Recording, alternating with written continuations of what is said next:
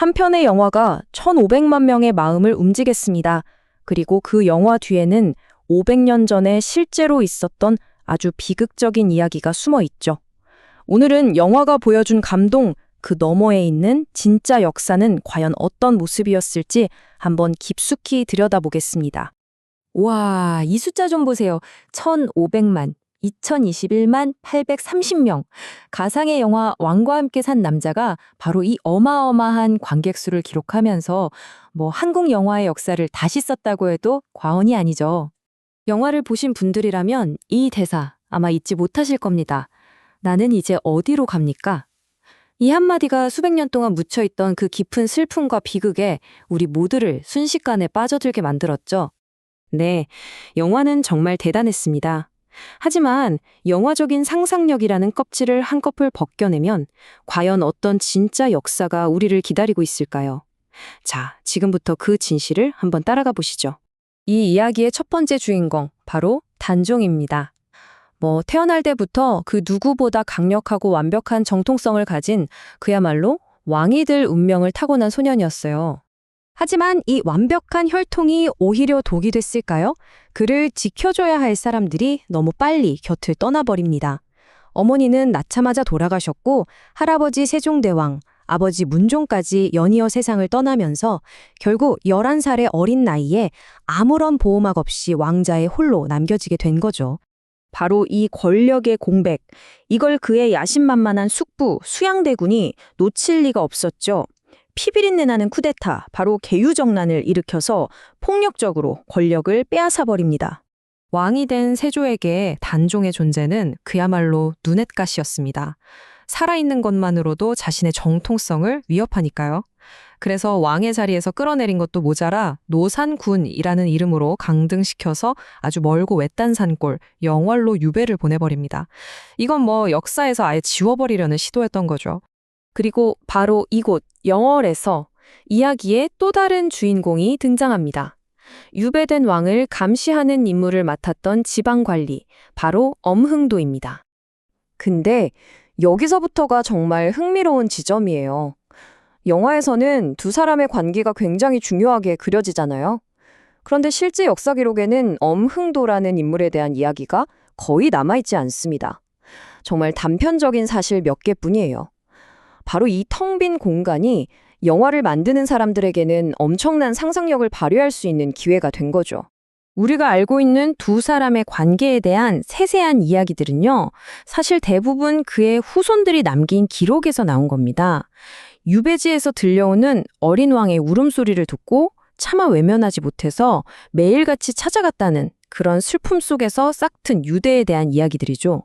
그리고 바로 이 지점, 단종의 죽음을 다루는 장면에서 영화는 역사와 가장 크게 달라집니다. 이건 정말 영화적인 선택, 가장 극적인 각색이라고 할 수 있어요.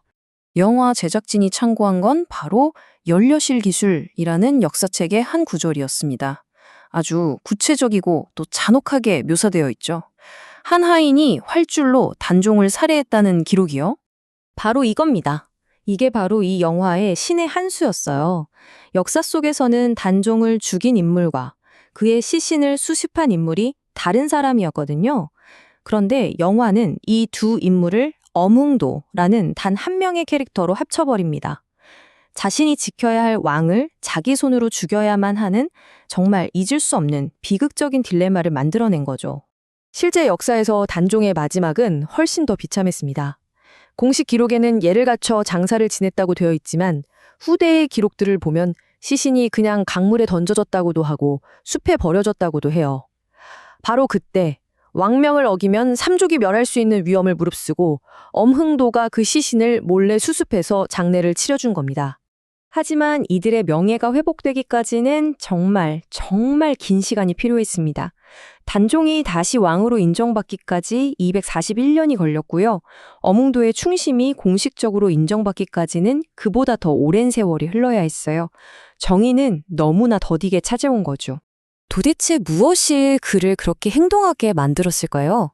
아마 이 가훈에 그 답이 있지 않을까 싶습니다.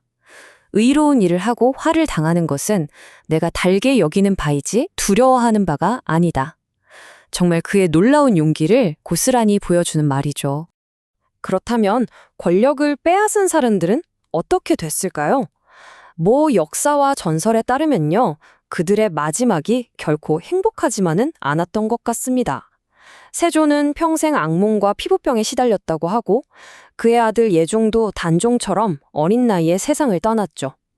쿠데타의 설계자였던 한명회는 죽어서까지 부관 참시를 당했고요. 자, 이렇게 500년 전의 비극적인 이야기는 그 자체로도 정말 강렬합니다. 그런데 진짜 놀라운 건 이 오래된 이야기가 21세기 대한민국에서 어떻게 다시 살아나서 엄청난 파장을 일으키고 있는지 바로 그 현상입니다. 영화 한 편이 만들어낸 이른바 단종 효과는 정말 상상을 초월합니다. 단종의 무덤이 있는 영월에 관광객이 5배나 늘어나고요. 갑자기 조선왕조실록 같은 역사책 판매량이 3배나 뛰어요. 심지어 인터넷에서는 사람들이 단종의 무덤에는 별점 5개를, 세조의 무덤에는 1점을 주는 리뷰 폭탄으로 수백 년 전의 역사에 대한 현대적인 심판을 내리고 있습니다. 대체 왜 우리는 500년도 더 지난 이 이야기에 이토록 마음을 쏟는 걸까요? 아마도 단종이 남긴 이 시 한 구절에 그 답이 있는지도 모르겠습니다. 하늘조차 외면한 억울한 죽음, 그 슬픔의 목소리를 수많은 세월이 흐른 지금 바로 우리가 듣고 있기 때문은 아닐까요? 인정받지 못한 정의에 대한 이야기, 그리고 시대를 관통하는 슬픔에 대한 이야기이기 때문에 이토록 큰 울림을 주는 것일 겁니다.